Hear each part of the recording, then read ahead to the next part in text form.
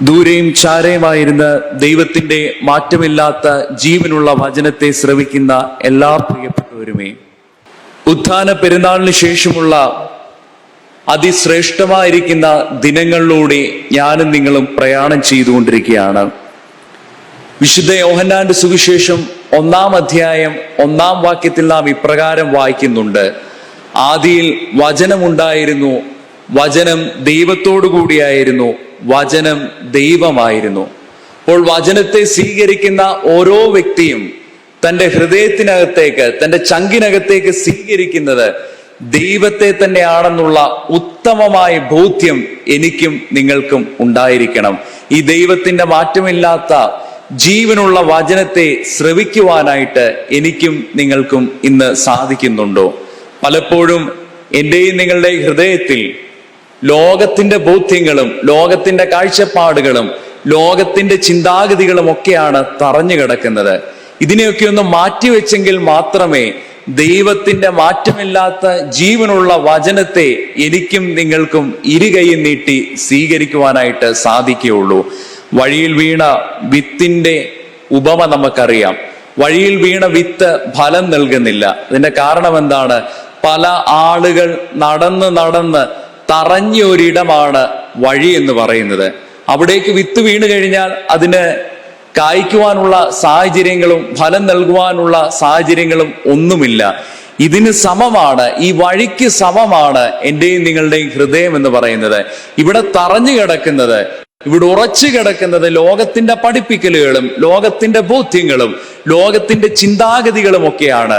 ഇതിനെയൊക്കെ ഒന്ന് അൺലേൺ ചെയ്തെങ്കിൽ മാത്രമേ, ഇതിനെയൊക്കെ ഒന്ന് മാറ്റിവെച്ചെങ്കിൽ മാത്രമേ എന്റെയും നിങ്ങളുടെയും ഹൃദയത്തിൽ വചനം ഫലം നൽകിയുള്ളൂ. എങ്കിൽ മാത്രമേ നമ്മൾക്ക് വചനത്തെ ഇരുകൈയും നീട്ടി സ്വീകരിക്കുവാനായിട്ട് സാധിക്കുകയുള്ളൂ. അതുകൊണ്ട് പ്രിയമുള്ളവരെ, വചനത്തെ ഇരുകൈയും നീട്ടി സ്വീകരിക്കുവാനായിട്ട് എന്റെയും നിങ്ങളുടെയും ഹൃദയത്തെ നമുക്ക് ഒരുക്കാം. നമുക്കറിയാം, ഇമ്മാനുവേൽ എന്ന പദത്തിന്റെ അർത്ഥം തന്നെ ദൈവം നമ്മോടുകൂടെ ഉണ്ടെന്നുള്ളതാണ്.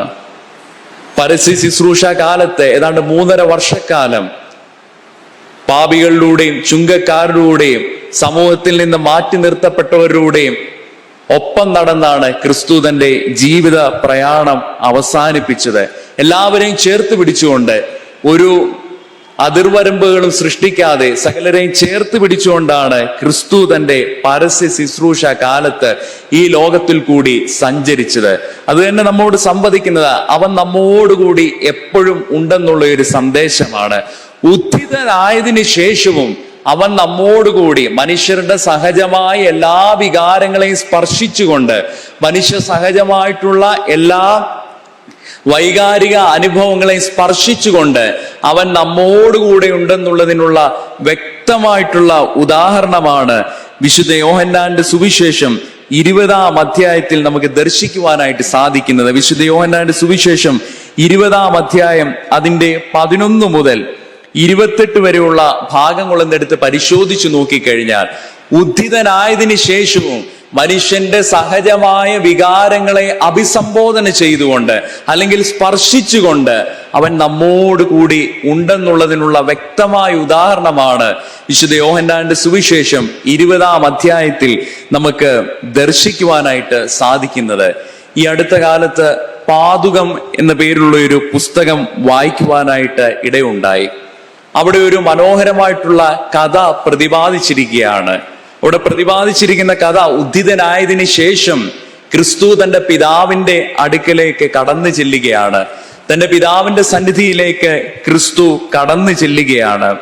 അവിടെ ഇപ്രകാരം പരാമർശിച്ചിട്ടുണ്ട്: ഇസഹാക്കിനെ ബലി കഴിക്കുവാനായിട്ട് അബ്രഹാം മോറിയ മലയുടെ കഥന വഴികൾ കൂടി സഞ്ചരിക്കുന്നുണ്ട്. അവസാനം മലയുടെ നെറുകയിൽ എത്തിയപ്പോൾ മകൻ ചോദിക്കുന്ന ഒരു ചോദ്യമുണ്ട്: അപ്പാ, തീയും വിറകുമുണ്ട്, ബലിക്കുള്ള കുഞ്ഞാടെവിടെ? ഇന്നും ലോക ചരിത്രത്തിൽ മനുഷ്യ മനസാക്ഷിയെ പിടിച്ചുലയ്ക്കുന്ന ഒരു ചോദ്യമാണ്. അപ്പാ, തീയും വിറകുമുണ്ട്, ബലിക്കുള്ള കുഞ്ഞാടെവിടെ? ഈ ഒരു ചോദ്യം പിതാവിന്റെ നെഞ്ചിൽ കിടന്നുകൊണ്ട് പുത്രനായ ക്രിസ്തു കേട്ടുവെന്നാണ് ആ കഥയിൽ പരാമർശിച്ചിരിക്കുന്നത്. അപ്പോൾ ക്രിസ്തു പിതാവിനോട് ചോദിക്കുകയാണ്, അപ്പൊ ആരാണ് ബലിക്കുള്ള കുഞ്ഞാട്? ആ സമയത്ത് പിതാവ് മൗനിയായിട്ടിരുന്നു. നാളുകൾ കടന്നുപോയി. വീണ്ടും മകൻ, തന്റെ ഏകജാതനായ മകൻ പിതാവിനോട് ചോദിക്കുകയാണ്, അപ്പാ ബലിക്കുള്ള കുഞ്ഞാട് ആരാണ്? അപ്പോൾ പിതാവ് പറയുകയാണ്, ബലിക്കുള്ള കുഞ്ഞാടാകണമെങ്കിൽ കുറച്ച് തീഷ്ണമായ സഹന വഴികൾ കൂടി നീ സഞ്ചരിക്കണം. ഉടനെ മകൻ പറയുകയാണ്, അപ്പാ അതുകൊണ്ട് ഒരു മാനവരാശി രക്ഷപ്പെടുമെങ്കിൽ, ഒരു മാനവരാശി രക്ഷ പ്രാപിക്കുമെങ്കിൽ ഞാൻ ബലിക്കുള്ള കുഞ്ഞാടാകാമെന്ന് മകൻ പറഞ്ഞുകൊണ്ട് മാനവരാശിയുടെ അനുഗ്രഹത്തിന് വേണ്ടി അവൻ ഭൂമിയിലേക്ക് കടന്നു വരികയാണ്. ഭൂമിയിലേക്ക് കടന്നു വന്ന് നമുക്ക് വേണ്ടി കുരിശുമരണം വഹിക്കുകയാണ്. ഈ കുരിശുമരണത്തിന് ശേഷം പിതാവിന്റെ സന്നിധിയിലേക്ക് ഈ മകൻ കടന്നു ചെല്ലുകയാണ്. കടന്നു ചെന്നപ്പോൾ പിതാവ് സ്നേഹം കൊണ്ട് ഓടിവന്ന് ആ മകനെ ആശ്ലേഷിച്ച് കെട്ടിപ്പിടിക്കുകയൊക്കെ ചെയ്യുന്നുണ്ട്. ഭൂമിയിലെ വിവരങ്ങളൊക്കെ ചോദിച്ചറിയുന്നുണ്ട്. അപ്പോൾ മകൻ ഒരു കാര്യം കൂടി പറയുകയാണ്, അപ്പാ ഞാൻ സ്വർഗത്തിലേക്ക്, ഈ പറുദീസയിലേക്ക് ഒരു കള്ളനെ കൂടി കൊണ്ടുവന്നിട്ടുണ്ട്. അപ്പോൾ പിതാവ് തന്റെ ഏകജാതനായ മകനോട് ചോദിക്കുകയാണ്, നീ ഇത്രയും കാലം ഭൂമിയിൽ വസിച്ചിട്ട് നിനക്കൊരു കള്ളനെ മാത്രമേ കിട്ടിയുള്ളൂ? അപ്പോൾ ഈ മകൻ മറുപടിയായിട്ട് പറയുകയാണ്, എല്ലാ വാതിലുകളും തുറക്കുവാൻ പ്രാപ്തിയുള്ളവനാണ് ഈ കള്ളൻ. പറുദീസയുടെ വാതിൽ പോലും പാപികൾക്ക് വേണ്ടി ഇവൻ തുറന്നു കൊടുത്തോളും എന്ന് പറയുകയാണ്. അങ്ങനെ രണ്ടുപേരും തമ്മിലുള്ള സ്നേഹ സംഭാഷണങ്ങൾക്കൊക്കെ ശേഷം പിതാവിന്റെ നെഞ്ചിലേക്ക് മയങ്ങുവാനായിട്ട് ഈ പുത്രൻ പോവുകയാണ്. പക്ഷേ പുത്രന് സ്വസ്ഥതയോടുകൂടി മയങ്ങുവാനായിട്ട് സാധിക്കുന്നില്ല. കാരണം ഭൂമിയിൽ അനേകം കണ്ണുനീരുകളും സഹനങ്ങളും ഒക്കെ ഉണ്ടായിക്കൊണ്ടിരിക്കുന്നു. അതുകൊണ്ട് മകൻ അപ്പനോട് വീണ്ടും പറയുകയാണ്, അപ്പാ എനിക്കിവിടെ നിൽക്കുവാനായിട്ട് സാധിക്കുന്നില്ല, എനിക്ക് സ്വസ്ഥതയോടുകൂടി നിന്റെ നെഞ്ചിൽ മയങ്ങുവാനായിട്ട് സാധിക്കുന്നില്ല. ഭൂമിയിൽ നിന്നും അനേകം നിലവിളികളും പ്രയാസങ്ങളും സഹനങ്ങളും പ്രതിസന്ധികളും ഒക്കെ എൻ്റെ കാതുകളിൽ വന്ന് പതിച്ചുകൊണ്ടിരിക്കുകയാണ്. അതുകൊണ്ട് ഞാൻ വീണ്ടും ഭൂമിയിലേക്ക് പൊയ്ക്കോട്ടെ. പ്രിയമുള്ളവരെ, ഞാൻ ഈ പുസ്തകത്തിൽ വായിച്ച കഥ സൂചിപ്പിച്ചതിനുള്ള കാര്യം എന്ന് പറയുന്നത്, അവൻ നമ്മോടുകൂടി ഉണ്ട്. ഇമ്മാനുവേൽ എന്ന പദത്തിന്റെ അർത്ഥം തന്നെ ദൈവം നമ്മോടുകൂടി ഉണ്ട് എന്നുള്ളതാണ്. ഉദ്ധിതനായതിന് ശേഷവും അവൻ നമ്മുടെ മനുഷ്യരുടെ സഹജമായ വികാരങ്ങളെ എല്ലാം സ്പർശിച്ചുകൊണ്ട് നമ്മോടുകൂടി ഉണ്ട്. അതുകൊണ്ട് ഈ സമയം അതിനെപ്പറ്റി ഒന്ന് ചിന്തിക്കുവാനായിട്ടാണ് ഞാൻ മാറ്റിവെക്കുന്നത്. വിശുദ്ധ യോഹന്നാന്റെ സുവിശേഷം 20-ാം അധ്യായം അതിന്റെ 11 മുതൽ 28 വരെയുള്ള ഭാഗങ്ങൾ ഒന്ന് പരിശോധിച്ച് നോക്കിക്കഴിഞ്ഞാൽ 3 വ്യക്തികളുടെ മനുഷ്യവികാരങ്ങളെ ഉദ്ധിതനായ ക്രിസ്തു സ്പർശിക്കുന്നുണ്ട്. ഇത് വളരെ വ്യക്തമായിട്ടുള്ള ഒരു സന്ദേശം നമുക്ക് തരുന്നുണ്ട്. നമ്മുടെ എല്ലാ വികാരങ്ങളെയും അവൻ സ്പർശിക്കും. ചെറുതും വലുതുമായ, അല്ലെങ്കിൽ നമ്മളൊക്കെ നിസാരമെന്ന് ഗണിക്കുന്ന എല്ലാ വികാരങ്ങളെയും അവൻ സ്പർശിക്കും. അതിനെ ചേർത്ത് പിടിച്ചുകൊണ്ട് ആ പ്രശ്നങ്ങൾക്കും വൈകാരിക നൊമ്പരങ്ങൾക്കും പ്രതിസന്ധികൾക്കും എല്ലാം അവൻ അവൻ മറ്റൊരു തലത്തിലേക്ക് അതിനെല്ലാം മാറ്റി തരുമെന്നുള്ളതിനുള്ള വ്യക്തമായിട്ടുള്ള ഉദാഹരണമാണ് വിശുദ്ധ യോഹന്നാന്റെ സുവിശേഷം 20-ാം അധ്യായത്തിൽ നമുക്ക് ദർശിക്കുവാനായിട്ട് സാധിക്കുന്നത്. അവിടെ ക്രിസ്തു, ഉദ്ധിതനായ ക്രിസ്തു ഒന്നാമതായിട്ട് ഇടപെടുന്നത്, അല്ലെങ്കിൽ ഒന്നാമതായിട്ട് പ്രത്യക്ഷപ്പെടുന്നത് മഗ്ദലനക്കാരത്തി മറിയയ്ക്കാണ്. വിശുദ്ധ യോഹന്നാന്റെ സുവിശേഷം 20-ാം അധ്യായം അതിന്റെ 11-ാം വാക്യം ഒന്നെടുത്ത് പരിശോധിച്ച് നോക്കിക്കഴിഞ്ഞാൽ നമുക്ക് വ്യക്തമായിട്ട് ദർശിക്കുവാനായിട്ട് സാധിക്കും. അവിടെ ക്രിസ്തു ആദ്യമേ ഇടപെടുന്നത് മഗ്ദലനക്കാരത്തി മറിയയുടെ കണ്ണുനീരിലേക്കാണ്. ഇവളുടെ കണ്ണുനീർ അനുഭവത്തിലേക്ക് ക്രിസ്തു ആദ്യമേ ഇടപെടുകയാണ്. അവിടേക്ക് കടന്നു വന്നിട്ട് ക്രിസ്തു ചോദിക്കുകയാണ്, നീ എന്തിനാണ് കരയുന്നത്? മഗ്ദലനക്കാരത്തി മറിയോട് ക്രിസ്തു ചോദിക്കുകയാണ്, സ്ത്രീയെ നീ എന്തിനാണ് കരയുന്നതെന്ന് ക്രിസ്തു ചോദിക്കുകയാണ്. അപ്പോൾ നമ്മുടെ കണ്ണുനീരിലേക്കും നമ്മുടെ നൊമ്പരത്തിലേക്കും നമ്മുടെ സഹനത്തിലേക്കും ക്രിസ്തു ഇടപെടുമെന്നുള്ളതിനുള്ള വ്യക്തമായിട്ടുള്ള ഒരു ഉദാഹരണമാണ് ഈ സംഭവം നമുക്ക് കാട്ടിത്തരുന്നത്.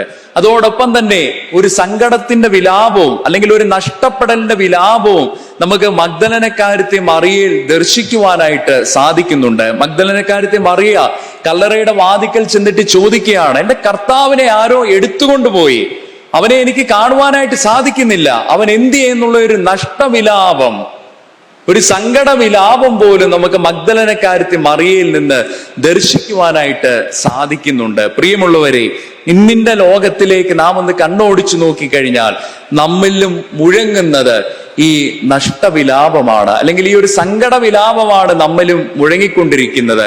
ഇന്നിന്റെ ലോകത്തിൽ ക്രിസ്തു ചിന്തകളും ക്രിസ്തു സാക്ഷ്യങ്ങളും ഒക്കെ നഷ്ടപ്പെട്ടുകൊണ്ടിരിക്കുന്ന ഒരു അനുഭവമാണ് സംജാതമായിക്കൊണ്ടിരിക്കുന്നത്. അപ്പോൾ ഞാനും നിങ്ങളും ചിന്തിക്കേണ്ട ഒരു കാര്യം എന്ന് പറയുന്നത്, ഈ മഗ്ദലനക്കാരത്തി മറിയം നഷ്ടവിലാപം മുഴക്കിയതുപോലെ എന്റെയും നിങ്ങളുടെയും ജീവിതത്തിൽ നിന്നും ക്രിസ്തു നഷ്ടപ്പെട്ടു പോയിക്കൊണ്ടിരിക്കുകയാണോ? അതറിയണമെങ്കിൽ എന്റെയും നിങ്ങളുടെയും മനസ്സാകുന്ന വഴിത്താരയിലൂടെ ഒരു അകയാത്ര നടത്തണം. വിശുദ്ധ വേദപുസ്തകം പരിശോധിച്ചു നോക്കിക്കഴിഞ്ഞാൽ ഇങ്ങനെ അകയാത്ര നടത്തിയ അനേകം വ്യക്തികളെ നമുക്ക് ദർശിക്കുവാനായിട്ട് സാധിക്കും. മഹത്വമുള്ളവനായ യെശയ്യാ പ്രവാചകൻ, അദ്ദേഹത്തെ നമ്മൾ അഭിസംബോധന ചെയ്യുന്നത് പോലും മഹത്വത്തിന്റെ പ്രവാചകൻ എന്നാണ്. പക്ഷെ അദ്ദേഹം പോലും തന്നെ മനസ്സാകുന്ന വഴിത്താരയിലൂടെ ഒരകയാത്ര നടത്തി സങ്കടത്തോടുകൂടി, ദൈന്യതയോടുകൂടി, വിഷമത്തോടുകൂടി വിളിച്ചു പറയുകയാണ്, അയ്യോ ഞാൻ അരിഷ്ടതയുള്ള മനുഷ്യനെന്ന്. ദാവീദിനെ പറ്റി നമുക്കറിയാം. ഊരിയാവിനോട് ചെയ്ത അപരാധത്തെ പ്രതിയും പുത്രമരണത്തെ പ്രതിയും അബ്ശലോമിന്റെ മുമ്പിലെ പരാജയത്തെ പ്രതിയും എല്ലാം അദ്ദേഹം തന്റെ ഉള്ളിലുള്ള നൊമ്പരങ്ങളും ഭാരങ്ങളും പരിക്കുകളും എല്ലാം പേർക്കൊണ്ട് ദൈവസന്നിധിയിലേക്ക് ഓടുകയാണ്. അതിന്റെ പരിണിത ഫലമാണല്ലോ അനുതാപത്തിന്റെ പുഴയൊഴുക്കായ 51 സങ്കീർത്തനമായിട്ട് രൂപപ്പെട്ടത്. അതുകൊണ്ട് പ്രിയമുള്ളവരെ, ഒരകയാത്ര നടത്തി നോക്കണം. ഞാൻ ക്രിസ്തുവിനോടൊപ്പമാണോ സഞ്ചരിക്കുന്നത്? ഞാൻ പ്രാരംഭത്തിൽ സൂചിപ്പിച്ചല്ലോ, ഇമ്മാനുവേൽ എന്ന പദത്തിന്റെ അർത്ഥം തന്നെ ദൈവം നമ്മോടുകൂടെ എന്നുള്ളതാണ്. പക്ഷേ ഈ ഉദ്ധാന പെരുന്നാളിന് ശേഷമുള്ള നാളുകളിൽ ഞാൻ നിങ്ങളും ഒന്ന് ചിന്തിക്കണം, അവൻ നമ്മോടുകൂടെയുണ്ട്, പക്ഷേ നാം അവനോടൊപ്പമാണോ? ക്രിസ്തു നമ്മോടുകൂടെയുണ്ട്, നാം അവനോടൊപ്പമാണോ സഞ്ചരിക്കുന്നത്? അതറിയണമെങ്കിൽ ഒരകയാത്ര അനിവാര്യമാണ്. ഉദ്ധാന പെരുന്നാളിന് ശേഷമുള്ള ഈ ദിവസങ്ങളിലൂടെ സഞ്ചരിക്കുമ്പോൾ ഒരകയാത്ര നടത്തി നോക്കണം. തെറ്റുകളെ തിരുത്തിക്കൊണ്ട്, കുറവുകളെ പരിഹരിച്ചുകൊണ്ട് ദൈവ സന്നിധിയിലേക്ക് എനിക്കും നിങ്ങൾക്കും കടന്നു ചെല്ലുവാനായിട്ട് സാധിക്കണം. ഇല്ലെങ്കിൽ മഗ്ദലനക്കാരത്തി മറിയം മുഴക്കിയതുപോലുള്ള ഒരു സങ്കട വിലാപം ഞാനും നിങ്ങളും മുഴക്കിക്കൊണ്ടിരിക്കും. ക്രിസ്തുവിനെ എന്റെ ജീവിതത്തിൽ നിന്ന് നഷ്ടപ്പെട്ടു പോകുന്നു എന്നുള്ള ഒരു സങ്കട വിലാപം ഞാനും നിങ്ങളും ഇന്നിന്റെ കാലഘട്ടത്തിൽ മുഴക്കിക്കൊണ്ടിരിക്കും. നമുക്കറിയാം, വൻകിട കമ്പനികളൊക്കെ എല്ലാ വർഷവും ഓഡിറ്റ് നടത്താറുണ്ട്. എന്തിനു വേണ്ടിയാണ് ഓഡിറ്റ് നടത്തുന്നത്? അവരുടെ സ്ഥാപനത്തിന്റെ നിലനിൽപ്പ് എപ്രകാരമാണെന്ന് അറിയുന്നതിന് വേണ്ടി. അല്ലെങ്കിൽ ഇതേ രീതിയിൽ മുൻപോട്ട് പോയി കഴിഞ്ഞാൽ ഈ സ്ഥാപനത്തിന് വിജയത്തിലെത്തുവാൻ സാധിക്കുമോ, ലാഭം കൊയ്യുവാൻ സാധിക്കുമോ, ഇതെല്ലാം അറിയുന്നതിന് വേണ്ടിയാണ് ഓഡിറ്റ് നടത്തുന്നത്. ഇതുപോലെ എന്റെയും നിങ്ങളുടെയും ജീവിതത്തിൽ ഒരു മെന്റൽ ഓഡിറ്റ് അനിവാര്യമാണ്. ഒരു സ്വയവിചിന്തനം, ഒരു ആത്മപരിശോധന അനിവാര്യമാണ്. ആത്മപരിശോധന നടത്തിക്കൊണ്ട് ഞാനും നിങ്ങളും ഒരു വിലയിരുത്തൽ നടത്തണം. ഞാൻ ക്രിസ്തുവിനോടൊപ്പമാണോ സഞ്ചരിക്കുന്നത്? അവൻ എന്നോടൊപ്പം ഉണ്ടെന്നുള്ള ഒരു ശ്രേഷ്ഠമായ വാഗ്ദാനം തന്നിട്ടുണ്ട്. എന്റെ സഞ്ചാരവും എന്റെ പ്രയാണവും ക്രിസ്തുവിനോടൊപ്പമാണോ എന്ന് അകയാത്ര നടത്തിക്കൊണ്ട് എനിക്കും നിങ്ങൾക്കും ഒരു ഉത്തരം കണ്ടെത്തുവാനായിട്ട് സാധിക്കണം. The only difference between A Saint and A Sinner is A Saint has A past and A Sinner has A future. ഓരോ പരിശുദ്ധനും ഓരോ നീതിമാനും ഒരു ഇന്നലെ ഉണ്ടായിരുന്നു. പക്ഷെ ഓരോ പാപിയെയും കാത്തിരിക്കുന്നത് മനോഹരമായിട്ടുള്ള ഒരു നാളെയാണെന്നുള്ള ശുഭപ്രതീക്ഷയോടുകൂടി ക്രിസ്തുവിനെ ചേർത്ത് പിടിച്ചുകൊണ്ട് ഇഹലോക യാത്ര നടത്തുവാനായിട്ട് എനിക്കും നിങ്ങൾക്കും സാധിക്കണം. അതുകൊണ്ട് പ്രിയമുള്ളവരെ, ഉത്ഥാന പെരുന്നാളിന് ശേഷം നമ്മൾ നിന്ന് ഉയരേണ്ടത് സങ്കട വിലാപത്തിന്റെയും ക്രിസ്തുവിനെ നഷ്ടപ്പെട്ടു എന്നുള്ള ഒരു കരച്ചിലും ഒന്നുമല്ല. നേരെ മറിച്ച് അവനെ ചേർത്ത് പിടിച്ചുകൊണ്ടാണ്, അവന്റെ കൈകൾ പിടിച്ചുകൊണ്ടാണ് ഞാൻ ഈ പ്രയാണം ചെയ്യുന്നതെന്നുള്ള ഉത്തമമായ ബോധ്യവും കാഴ്ചപ്പാടും എനിക്കും നിങ്ങൾക്കും ഉണ്ടാകണം. മഗ്ദലനക്കാരത്തി മറിയത്തിന് ഈ ഒരു നഷ്ടവിലാപം ഉണ്ടായിരുന്നു. ക്രിസ്തു അവിടേക്കാണ് ഇറങ്ങി വരുന്നത്. അവളുടെ കണ്ണുനീരിലേക്ക്, അവളുടെ കരച്ചിലേക്ക്, അവളുടെ നൊമ്പരത്തിലേക്ക് ക്രിസ്തു ഇറങ്ങി വന്നിട്ട് അവളോട് പറയുകയാണ്, ഉത്ഥാനത്തിന്റെ ശ്രേഷ്ഠമായ രഹസ്യത്തെ നീ പോയി ലോക ജനതയോട് ഉദ്ഘോഷിക്കുക എന്നുള്ള ഒരു ശ്രേഷ്ഠമായിട്ടുള്ള ഒരു സന്ദേശമാണ് ക്രിസ്തു മഗ്ദലനക്കാരത്തി മറിയയ്ക്ക് നൽകുന്നത്. ഉദ്ധിതനായ ക്രിസ്തു ആദ്യമേ ഇടപെടുന്നത് മഗ്ദലനക്കാരത്തി മറിയയുടെ കണ്ണുനീരിലേക്കാണ്. വിശുദ്ധ യോഹന്നാന്റെ സുവിശേഷം 20-ാം അധ്യായം അതിന്റെ 15-ാം വാക്യം ഒന്നെടുത്ത് പരിശോധിച്ച് നോക്കിക്കഴിഞ്ഞാൽ ക്രിസ്തു അവളോട് ചോദിക്കുന്നുണ്ട്. ഉദ്ധിതനായ ക്രിസ്തു അവളോട് ചോദിക്കുകയാണ്, സ്ത്രീയെ നീ എന്തിനാണ് കരയുന്നതെന്ന് അവളോട് ചോദിച്ചിട്ട് അവളുടെ കണ്ണുനീരിലേക്ക് ക്രിസ്തു ആദ്യമേ തന്നെ ഇടപെടുകയാണ്. അതുകൊണ്ട് പ്രിയമുള്ളവരെ, നമ്മളുടെ സഹജമായിട്ടുള്ള കണ്ണുനീരിലേക്ക്, നമ്മുടെ നൊമ്പരങ്ങളിലേക്കും ഒക്കെ ഉദ്ധിതനായ ക്രിസ്തു കടന്നു വരും, അല്ലെങ്കിൽ അതിനെയൊക്കെ അഭിസംബോധന ചെയ്യും, അതിനെയൊക്കെ സ്പർശിക്കുമെന്നുള്ള വ്യക്തമായിട്ടുള്ള സന്ദേശമാണ് ഈ സംഭവം നമുക്ക് കാട്ടിത്തരുന്നത്. ഒരുപക്ഷെ ഞാനും നിങ്ങളുമൊക്കെ തീ പെയ്യുന്ന ദിനരാത്രങ്ങളിലൂടെ ആയിരിക്കാം കടന്നു പോകുന്നത്. കത്തിയെരിയുന്ന മെഴുകുതിരി കണക്ക് എന്റെയും നിങ്ങളുടെയും ചങ്കിനകത്ത് ഭാരങ്ങളും നൊമ്പരങ്ങളും ഒക്കെ എരിയുന്നുണ്ടാകാം. അനേകം പ്രയാസങ്ങളിലൂടെ ആയിരിക്കാം ഞാനും നിങ്ങളും ഒക്കെ പ്രയാണം ചെയ്യുന്നത്. പക്ഷെ അവിടെയെല്ലാം എൻ്റെ കണ്ണുനീരിനെയും എൻ്റെ പ്രശ്നങ്ങളെയും എൻ്റെ നൊമ്പരങ്ങളെയും എല്ലാം ക്രിസ്തു അഭിസംബോധന ചെയ്യും, അതിനെയൊക്കെ സ്പർശിക്കുമെന്നുള്ള വ്യക്തമായിട്ടുള്ള ഒരു സന്ദേശമാണ് ഈ സംഭവത്തിൽ കൂടി നമുക്ക് കാട്ടിത്തരുന്നത്. അതോടൊപ്പം തന്നെ ഒരു കാര്യം കൂടി ഇതിനോടൊപ്പം ചേർത്ത് വെക്കുകയാണ്, ആ നഷ്ടവിലാപത്തിന്റെ കാര്യം. ക്രിസ്തു ബോധ്യങ്ങളും ക്രിസ്തു സാക്ഷ്യങ്ങളും നഷ്ടപ്പെട്ടുകൊണ്ടിരിക്കുന്ന ഇന്നിന്റെ ഈ കാലഘട്ടത്തിൽ ക്രിസ്തുവിനെ ചേർത്ത് പിടിച്ചുകൊണ്ട് എനിക്കും നിങ്ങൾക്കും പ്രയാണം ചെയ്യുവാനായിട്ട് സാധിക്കണം. വിശുദ്ധ വേദപുസ്തകം എന്നെടുത്ത് പരിശോധിച്ച് നോക്കിക്കഴിഞ്ഞാൽ 2 മറിയമാർക്കും ക്രിസ്തുവിനെ ഇടയ്ക്ക് വെച്ച് നഷ്ടപ്പെടുന്നുണ്ട്. മഗ്ദലനക്കാരത്തി മറിയയ്ക്ക് ഈ കല്ലറയുടെ മുമ്പിൽ വെച്ചാണ് ക്രിസ്തുവിനെ നഷ്ടപ്പെടുന്നെങ്കിൽ, പരിശുദ്ധ കന്യക മറിയാം അമ്മയ്ക്ക് ദേവാലയത്തിൽ വെച്ച് ക്രിസ്തുവിനെ നഷ്ടപ്പെടുന്നുണ്ട്. ഇവർക്ക് 2 പേർക്കും 3-ാം ദിവസമാണ് ആ ക്രിസ്തുവിനെ വീണ്ടും തിരിച്ചു കിട്ടുന്നത്. നഷ്ടപ്പെട്ട ക്രിസ്തുവിനെ മഗ്ദലനക്കാരത്തി മറിയയ്ക്ക് 3-ാം ദിവസം ഉത്ഥിതനായതിനു ശേഷം കിട്ടുന്നുണ്ട്. അതോടൊപ്പം തന്നെ പരിശുദ്ധ കന്യക മറിയാം അമ്മ 3 നാൾ യാത്ര ചെയ്തതിന് ശേഷമാണ് അറിയുന്നത്, തന്റെ മകൻ തന്നോടൊപ്പം ഇല്ലെന്നുള്ള ഒരു ദുഃഖം അറിയുന്നത്. ഈ നഷ്ടപ്പെട്ടു പോയിട്ട് തിരിച്ചു കിട്ടുമ്പോൾ ഉള്ള ഒരു സന്തോഷം എന്ന് പറയുന്നത് വാക്കുകൾക്ക് അതീതമാണ്. അതുകൊണ്ട് പ്രിയമുള്ളവരെ, നഷ്ടപ്പെട്ടു പോയിട്ടുണ്ടെങ്കിൽ അതിനെ ഒന്ന് തിരിച്ചു പിടിക്കുവാനായിട്ട്, അതിനെ ഒന്ന് ചേർത്ത് പിടിക്കുവാനായിട്ട്, അതിനെ ഒന്ന് കണ്ടുപിടിക്കുവാനായിട്ട് എനിക്കും നിങ്ങൾക്കും സാധിക്കണം. അപ്പോൾ ഒന്നാമതായിട്ട് ക്രിസ്തു സ്പർശിക്കുന്നത്, ഉദ്ധിതനായ ക്രിസ്തു സ്പർശിക്കുന്നത് മനുഷ്യരുടെ സഹജ വികാരങ്ങളായ ദുഃഖത്തെയും കണ്ണുനീരിനെയും ഒക്കെയാണ്. ഇവിടെ മഗ്ദലനക്കാരത്തി മറിയത്തിന്റെ കണ്ണുനീരിനെ ക്രിസ്തു സ്പർശിച്ചിട്ട് അവളെ ശ്രേഷ്ഠമായിട്ടുള്ള ഒരു ദൗത്യമാണ് ഏൽപ്പിക്കുന്നത്. അവൾക്ക് വലിയൊരു ദൗത്യം ക്രിസ്തു പറഞ്ഞു കൊടുക്കുകയാണ്. ലോകത്തിന്റെ ഗതിവിഗതികളെ പോലും മാറ്റിമറിക്കുന്ന ഉദ്ധാനത്തിന്റെ ശ്രേഷ്ഠമായിട്ടുള്ള രഹസ്യം ലോകത്തോട് മുഴുവൻ ഉദ്ഘോഷിക്കുവാനായിട്ട് മഗ്ദലനക്കാരത്തി മറിയയാണ് ക്രിസ്തു ഏൽപ്പിക്കുന്നത്. കണ്ണുനീരിന്റെ അനുഭവത്തിൽ നിന്നവൾ, ദുഃഖത്തിന്റെ അനുഭവത്തിൽ നിന്നവൾ, പ്രയാസത്തിന്റെ അനുഭവത്തിൽ നിന്നവൾ ലോകത്തിന്റെ ഗതിവിഗതികളെ പോലും മാറ്റിമറിച്ച ഉദ്ധാനത്തിന്റെ ശ്രേഷ്ഠമായിട്ടുള്ള രഹസ്യം അറിയിക്കുവാൻ വേണ്ടി പിന്നീട് ഓടുകയാണ്. അതുകൊണ്ട് ക്രിസ്തു ഒന്നാമതായിട്ട്, ഉദ്ധിതനായ ക്രിസ്തു ഒന്നാമതായിട്ട് ഇടപെടുന്നത് മനുഷ്യരുടെ സഹജ വികാരമായ കണ്ണുനീരിലേക്കും നൊമ്പരത്തിലേക്കും സഹനങ്ങളിലേക്കും ഒക്കെയാണ്. ഇനി രണ്ടാമതായിട്ട് ഉദ്ധിതനായ ക്രിസ്തു പ്രത്യക്ഷപ്പെടുന്നത് ശിഷ്യന്മാർക്കാണ്. ആദ്യമേ മഗ്ദലനക്കാരത്തി മറിയയുടെ കണ്ണുനീരിനെയാണ് സ്പർശിച്ചതെങ്കിൽ രണ്ടാമതായിട്ട് ശിഷ്യന്മാരുടെ അടുത്തേക്ക് ഇറങ്ങി വന്നിട്ട് അവരുടെ ഭയത്തെയാണ് ക്രിസ്തു അഭിസംബോധന ചെയ്യുന്നത്. വിശുദ്ധ യോഹന്നാന്റെ സുവിശേഷം 20-ാം അധ്യായം അതിന്റെ 19 മുതൽ 23 വരെയുള്ള വാക്യങ്ങൾ പരിശോധിച്ചു നോക്കിക്കഴിഞ്ഞാൽ അവിടെ ക്രിസ്തു ശിഷ്യന്മാർക്ക് പ്രത്യക്ഷപ്പെടുന്നതിനെ പറ്റി കൃത്യമായിട്ട് അവിടെ രേഖപ്പെടുത്തിയിട്ടുണ്ട്. അപ്പോൾ ഇവിടെ ക്രിസ്തു അഭിസംബോധന ചെയ്യുന്നത് ശിഷ്യന്മാരുടെ ഭയത്തെയാണ്, ശിഷ്യന്മാരുടെ ആകുലതയാണ്. ശിഷ്യന്മാരെ സംബന്ധിച്ചിടത്തോളം അവരുടെ എല്ലാ പ്രതീക്ഷകളും എവിടെ അവസാനിച്ചു? കാൽവറിയുടെ നെറുകയിൽ അവസാനിച്ചു. അവരുടെ പ്രതീക്ഷകളും അവരുടെ ഭാവിയെ പറ്റിയുള്ള സ്വപ്നങ്ങളും എല്ലാം കാൽവറിയുടെ നെറുകയിൽ അവസാനിച്ചിരിക്കുകയാണ്. ഇനി എന്ത് ചെയ്യേണ്ടു എന്ന് അവർക്കറിയില്ല. ഭാവിയെ പറ്റി ഒരു ബോധ്യവും കാഴ്ചപ്പാടും ഒന്നുമില്ല. തങ്ങളുടെ ഗുരുനാഥൻ നഷ്ടപ്പെട്ടു. ഓർക്കണം, വള്ളത്തെയും വീടിനെയും വലയും എല്ലാം ഉപേക്ഷിച്ച് ക്രിസ്തുവിനോടൊപ്പം ഇറങ്ങി പുറപ്പെട്ടവരാണ്. ഇനി അവർക്ക് പ്രതീക്ഷിക്കുവാനായിട്ട് അവരുടെ ജീവിതത്തിൽ ഒന്നുമില്ല. എല്ലാം അസ്തമിച്ചു. കാൽവറിയുടെ നെറുകയിൽ എല്ലാം അസ്തമിച്ചു. ഇനി തങ്ങളുടെ മുമ്പിലുള്ളത് ഭയകരമായ ദിനങ്ങളാണെന്നുള്ള ഉത്തമമായ ബോധ്യം ശിഷ്യന്മാർക്കുണ്ട്. അതിനെപ്പറ്റി അവർക്ക് വ്യക്തമായിട്ടുള്ള ഒരു ബോധ്യവും കാഴ്ചപ്പാടുമുണ്ട്.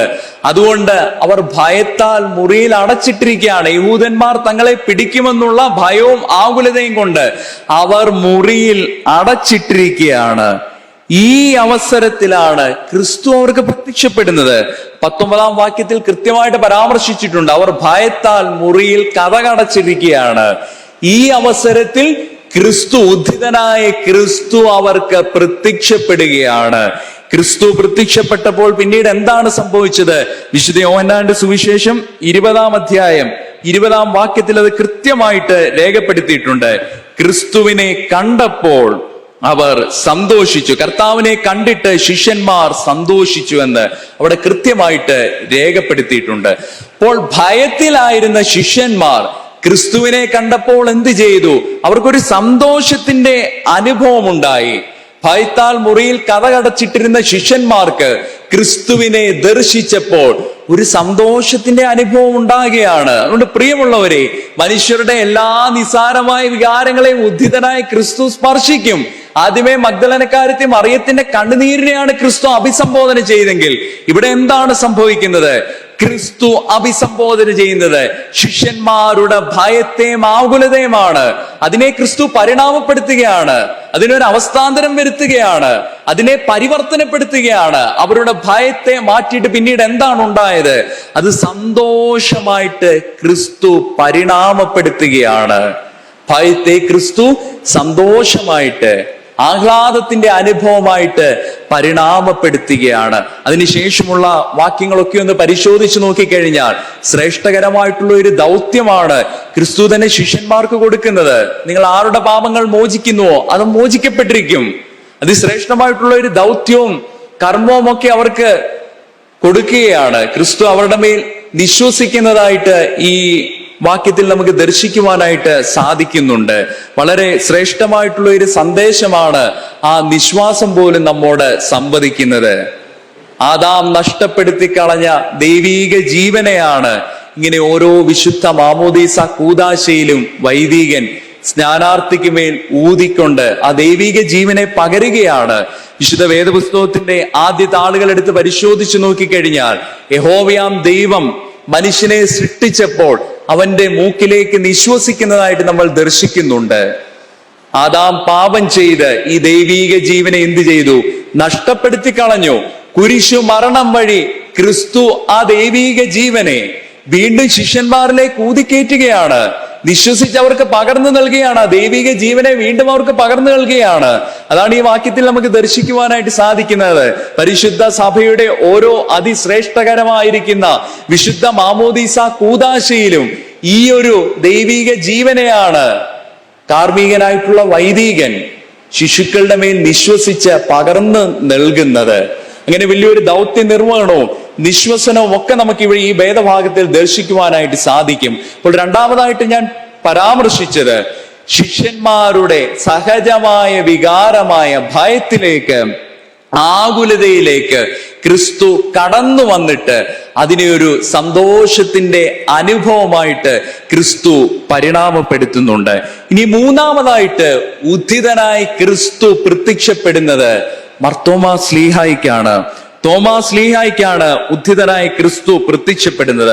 അത് നമുക്ക് ദർശിക്കുവാനായിട്ട് സാധിക്കുന്നത് വിശുദ്ധ യോഹന്നാന്റെ സുവിശേഷം 20-ാം അധ്യായം 24 മുതൽ 29 വരെയുള്ള വാക്യങ്ങളിലാണ്. അവിടെ ഉദ്ധിതനായ ക്രിസ്തു തോമാസ് ശ്ലീഹായ്ക്ക് പ്രത്യക്ഷപ്പെടുകയാണ്. എന്നിട്ട് തോമാസ് ശ്ലീഹായുടെ സംശയത്തെയും സന്ദേഹത്തെയും ഒക്കെ ക്രിസ്തു മാറ്റുകയാണ്. തോമാസ് ലീഹായ്ക്ക് ചെറിയൊരു സംശയവും അവിശ്വാസവും സന്ദേഹവും ഒക്കെ ഉണ്ടായിരുന്നു ക്രിസ്തുവിന്റെ ഉയർപ്പിനെ പറ്റി. അതിനെയെല്ലാം ക്രിസ്തു തന്റെ പ്രത്യക്ഷപ്പെടലുകൾ വഴി മാറ്റിയെടുക്കുകയാണ്.